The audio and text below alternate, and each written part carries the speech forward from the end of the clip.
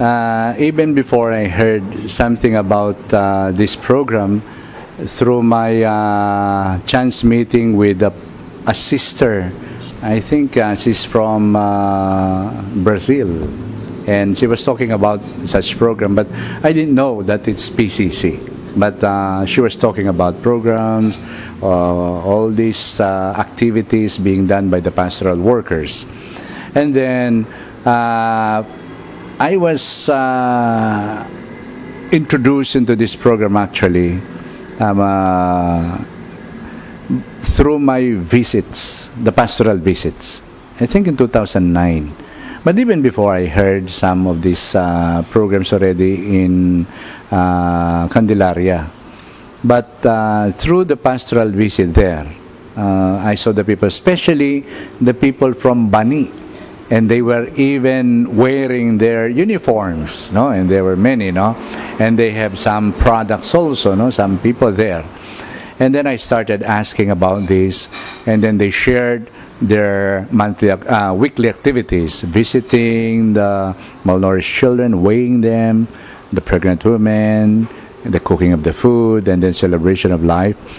And then I was reminded of our vision in the diocese, the vision of having an ongoing formation program from womb to tomb.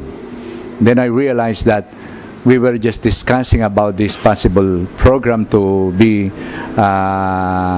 established, and there was already this apostolate, there was already this ministry to young people, no? And then the pregnant women. So it's a formation from womb, no? And I was very glad. And since then, I started asking some more information about this program, to the point that I also discussed this with Father Bishop, my fellow bishop. And then I also came to know La Arnie. And then there were times wherein I chanced upon them meeting, having their meetings, oftentimes in Lobunga. So I was there, and then I assured them my support. And there were times wherein I discussed this with priests, times during assemblies.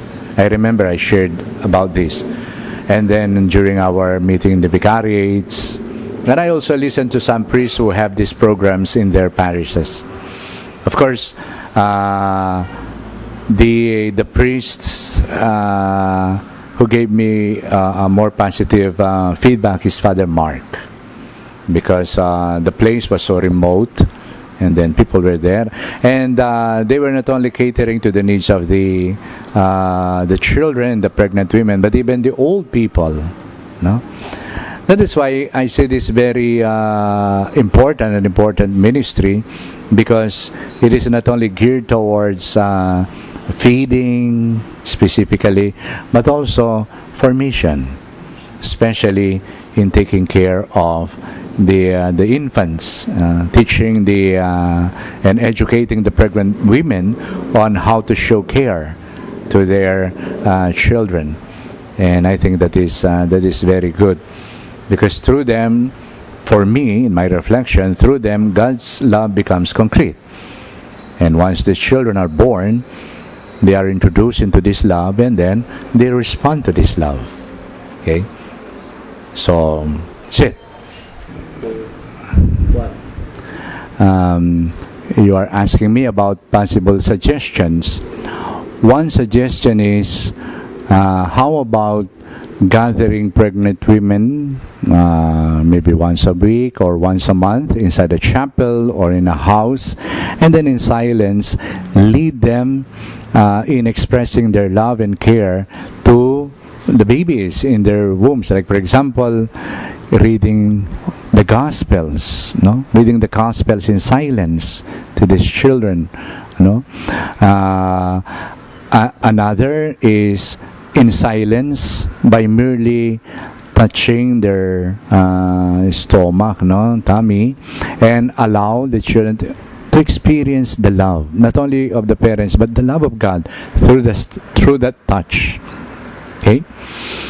And then maybe I can also suggest that you tie up with Father Eric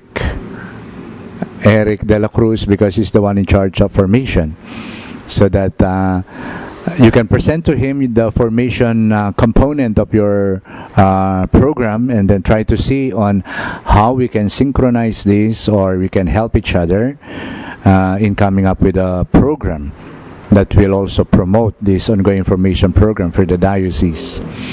And another, maybe if you do not yet have this, how about coming up with a formation program, ongoing formation program for the workers? No? You can come up with a manual, no? Ongoing formation program, and then the regularity of this, and then maybe we can discuss. Okay.